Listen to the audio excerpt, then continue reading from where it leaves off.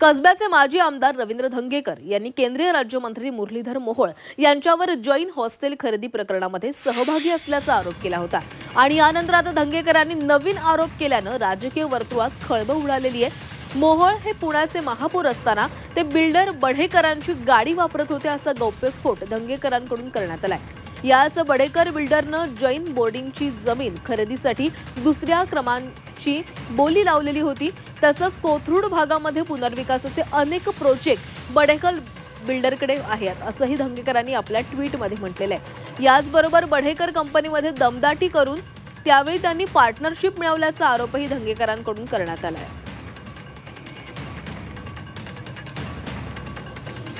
आणि या संदर्भात अधिक बोलूयात, आमचे प्रतिनिधी निलेश खरमरे आपल्या सोबत आहेत। निलेश, धंगेकरांनी आणखीन एक गंभीर आरोप मोहोळांवर केलेला आहे।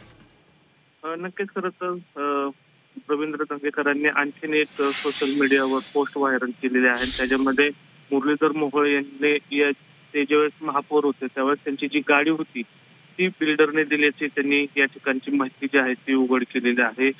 बिल्डरांकडून ते गाडी वापरत असल्याचा खुलासा त्यांनी या ठिकाणी केलेला आहे। खरं तर ती जी गाडी होती त्या गाडीला त्यांनी महापौरचा बोर्ड लावला होता आणि त्याचप्रमाणे ती खाजगी गाडी होती, जेणेकरून महापौर पदावर असताना असे वाहन वापरता येत नाही असा त्यांनी आरोप सुद्धा या ठिकाणी केलेला आहे।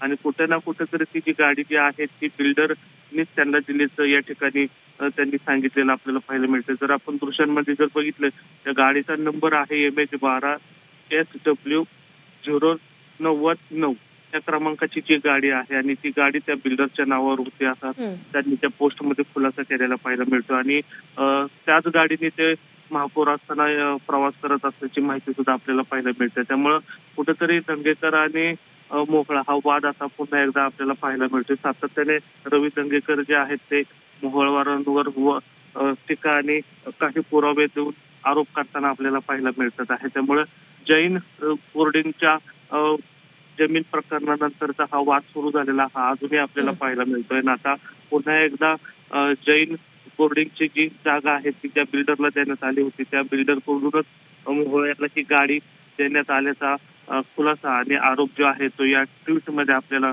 पाहायला मिळतोय। नक्कीच निलेश, धन्यवाद दिलेल्या सविस्तर माहितीसाठी।